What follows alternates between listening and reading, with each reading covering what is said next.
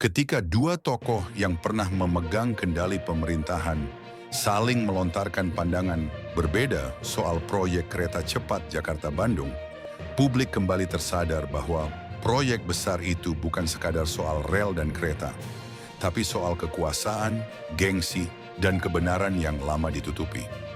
Luhut Binsar Panjaitan, mantan Menteri Koordinator Bidang Kemaritiman dan Investasi, dengan lugas mengatakan bahwa proyek kereta cepat sudah busuk sejak awal. Sementara mantan Presiden Jokowi, yang menjadi motor utama proyek tersebut, tetap mempertahankan narasinya, bahwa kereta cepat adalah investasi sosial, bukan proyek yang harus diukur dengan untung rugi finansial. Dua suara dari dua orang yang pernah duduk di lingkaran kekuasaan tertinggi negeri ini, keduanya pernah bersama, kini tampak berseberangan, dan rakyat sekali lagi menjadi saksi dari betapa besar jurang antara kata kemajuan dan kenyataan. Proyek kereta cepat yang dulu dielu-elukan sebagai tonggak kemajuan, kini justru menjadi simbol ketergesaan. Biaya awal yang diproyeksikan sekitar 86 triliun rupiah, kini membengkak menjadi lebih dari 113 triliun rupiah. Janji besar bahwa proyek ini tidak akan menggunakan dana APBN kini hanya tinggal sejarah. Faktanya uang negara ikut disedot untuk menutupi biaya tambahan. Proyek yang seharusnya membawa manfaat bagi publik ini justru membebani rakyat dengan utang jangka panjang. Ketika Luhut menyebut proyek ini busuk sejak awal, publik merasa ucapan itu seperti pengakuan terlambat dari orang dalam. Ia ada di dalam lingkaran kebijakan, ia tahu siapa yang memutuskan dan bagaimana proyek ini dijalankan. Dan kini, setelah tidak lagi menjabat, ia mulai berbicara seolah hendak mencuci tangan dari semua yang terjadi. Namun meski terlambat, pengakuan itu tetap penting karena menyingkap apa yang selama ini disembunyikan.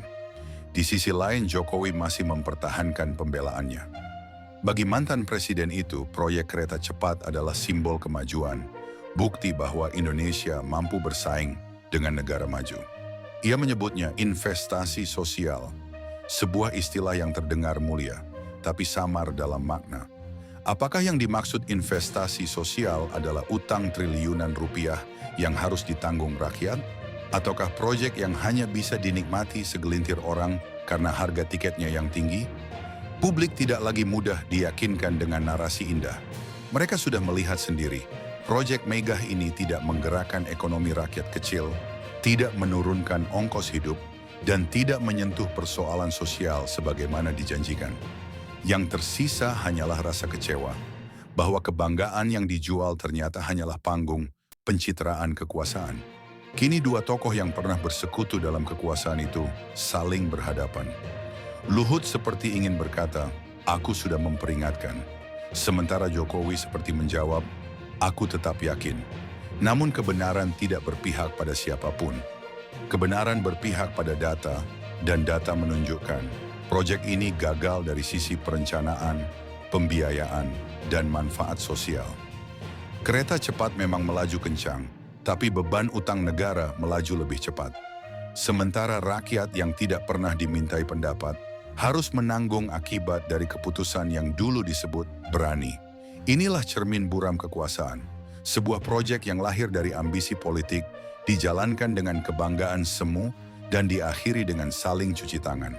Kekuasaan berganti, tapi rakyat tetap membayar harganya. Dan ketika dua tokoh besar kini saling bertentangan narasi, publik tahu satu hal pasti. Bukan kereta cepat yang gagal, tapi kejujuran politik yang sudah lama melambat.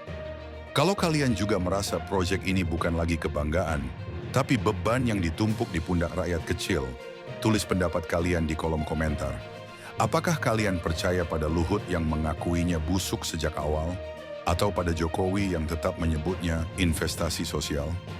Jangan lupa like, share, dan subscribe, karena kesadaran publik adalah satu-satunya investasi sosial yang benar-benar bermanfaat bagi bangsa ini.